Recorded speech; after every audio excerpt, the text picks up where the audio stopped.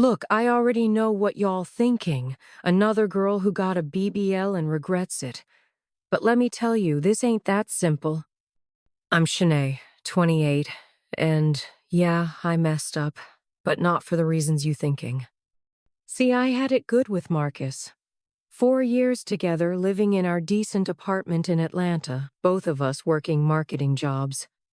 He treated me right, always telling me I'm beautiful just the way I am. And I believed him, shoot, I know I'm fine. But here's the thing nobody wants to admit. Sometimes being fine ain't enough when you watching these Instagram girls living their best life in Miami, dating dudes with real money, not just a good job. I started following this one influencer, Destiny, who went from working retail to living in a penthouse just because she got her body done. Then I noticed how the VPs and executives at my company only dated girls with that specific look. The math wasn't adding up. I'm prettier than half these girls in the face, but they getting invited to yacht parties while I'm splitting rent with Marcus. Don't get me wrong, I loved Marcus. Still do, if I'm being honest. But love don't pay for designer bags or beach vacations. Every time he'd surprise me with flowers from the grocery store, I'd think about the girls getting Cartier bracelets just because. When he'd take me to Cheesecake Factory for our anniversary, I'd see posts of girls getting flown out to Dubai.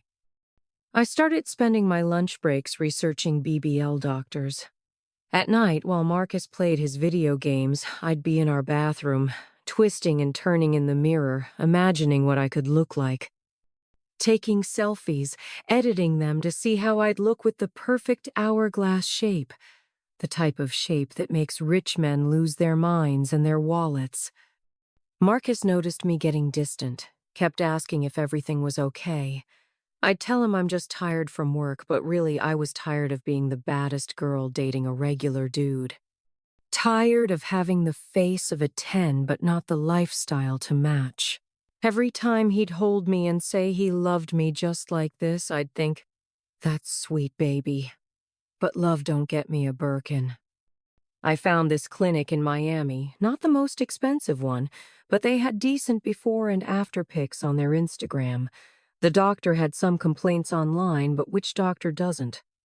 Plus, the price was right, still expensive, but doable if I maxed out my credit cards. Marcus thought I was saving up for a car down payment. Sweet, naive Marcus. Looking back, those were the last good days, before everything went left. Before I learned that sometimes the bag you trying to secure ends up securing you, just not in the way you planned. But I'm getting ahead of myself. Let me tell you about the day I decided to book that consultation, 'cause that's when everything really started changing. That morning I was scrolling through Instagram, and Destiny posted this video about her transformation journey. She was standing in front of her Bentley, talking about how investing in her body was really investing in her future. Next thing I know, I'm calling this Miami clinic during my lunch break, hiding in the parking garage so none of my coworkers would hear me. The consultation fee was $250, non-refundable. I used the emergency credit card Marcus and I shared for it. Told myself I'd replace the money before he saw the statement. The nurse who did my virtual consultation was giving me all the validation I needed. Oh, honey, with your face and this body, you're gonna have them lined up. She showed me all these pictures of girls who looked like me, now living their best lives with their new bodies. I knew the total cost would be $15,000. That's 3 maxed-out credit cards, my whole savings, and I'd still need to do some creative accounting with our joint account.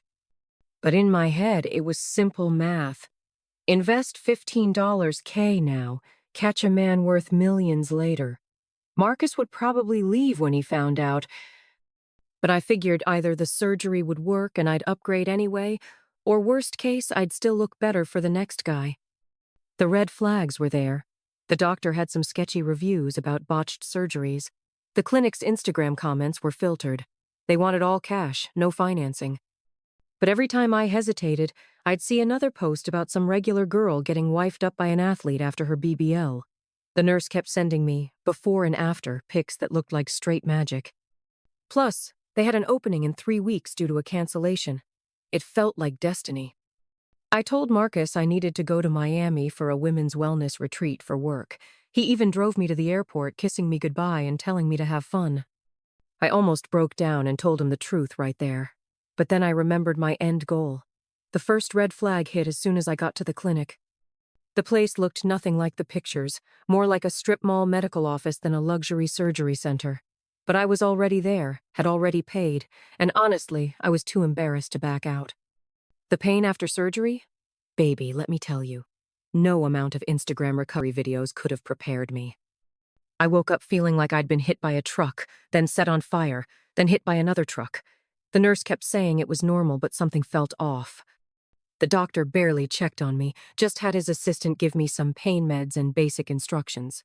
I couldn't even look at the results yet because of all the bandages and swelling. The real hell started when I got back home.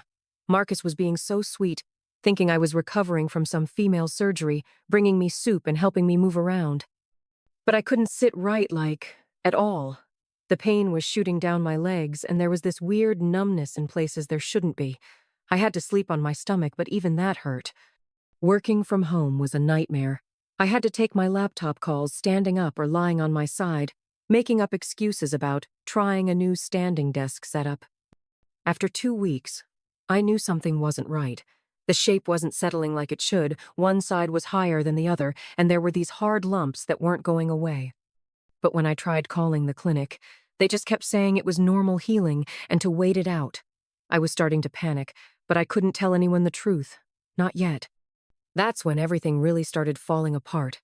Marcus got promoted to senior marketing manager, which meant more fancy work events. I should have been excited, but all I could think about was how I couldn't sit through those long dinner parties without being in pain. Plus, his new team included this girl, Chelsea. Tall, natural hourglass figure. The kind of look I'd literally put myself in debt trying to buy. I started seeing the signs but tried to ignore them. Marcus working late with the team. Chelsea's name coming up more in conversations. Meanwhile, I'm still popping pain pills just to make it through the day at work. The doctor in Miami stopped returning my calls completely. I couldn't even post the body pics I dreamed about because nothing looked right. The botched surgery was obvious in every photo. One night, Marcus left his laptop open, and I saw their messages. Nothing explicit, but it was clear. All those late nights weren't just about work. They were getting closer while I was getting more desperate. The worst part? I couldn't even confront him properly because I was still lying about my own surgery. Here I was in constant pain, watching my relationship fall apart, all for a body that didn't even turn out right. I tried making one last attempt to fix things, booked us a nice dinner, took some strong pain meds so I could actually sit through it. But halfway through, Chelsea called him about some work emergency. The look on his face when he saw her name pop up, I used to get that look. That's when it hit me. While I was chasing some fantasy future with a rich man, I was losing the good man I already had. But instead of admitting that, I just got angry. Started picking fights about every little thing. Accused him of changing when really I was the one who'd changed everything. The truth came out in the worst way possible. Marcus found the old credit card statements while doing our taxes. Every charge from the Miami clinic, the hotel, everything. I'd been planning to tell him I got scammed or something, but before I could even open my mouth, he pulled up my search history on our shared laptop. All those searches about how to meet rich men after BBL and dating wealthy executives were right there. He didn't even yell. That would have been easier. He just sat there, looking at me like I was a stranger. "So this is why you've been acting different," he said. "You weren't just trying to change your body. You were trying to change your whole life. And I wasn't part of that plan, was I?" I tried to flip it on him, brought up Chelsea, but he shut that down quick.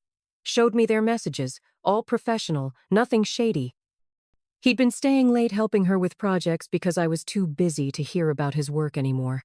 While I was plotting my upgrade, he'd been trying to build a future for us. The real kicker? That same week, this executive at my job, the kind of man I'd done all this for, had been showing interest. But as soon as he found out about my botched surgery situation and all the drama, he completely ghosted. Wouldn't even look at me in meetings anymore. I had burned my bridges with Marcus for nothing. Marcus moved out that weekend. Said he needed space to reevaluate. I was in so much physical pain from the surgery complications and emotional pain from everything else, I couldn't even help him pack. Just watched from our bedroom door as he loaded up his car.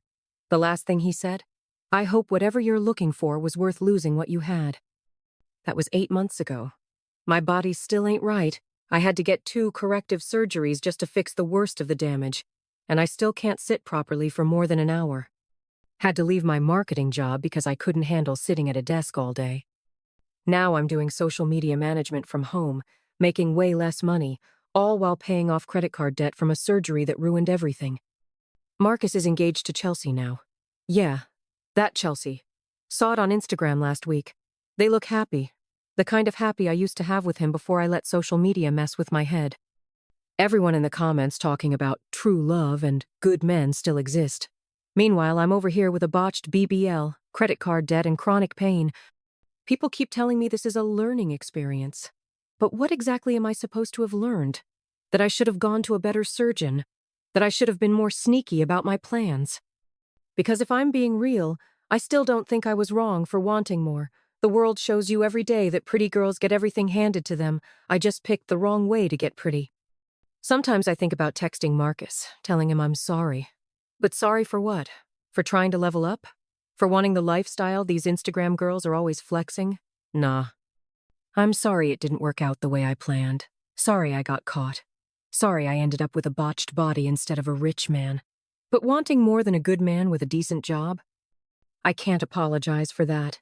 Even with everything that happened, I still catch myself scrolling through those same Instagram feeds thinking, what if? Maybe the real L I took wasn't losing Marcus or messing up my body. Maybe it was thinking I could play the game without accepting that sometimes you lose more than you were trying to win.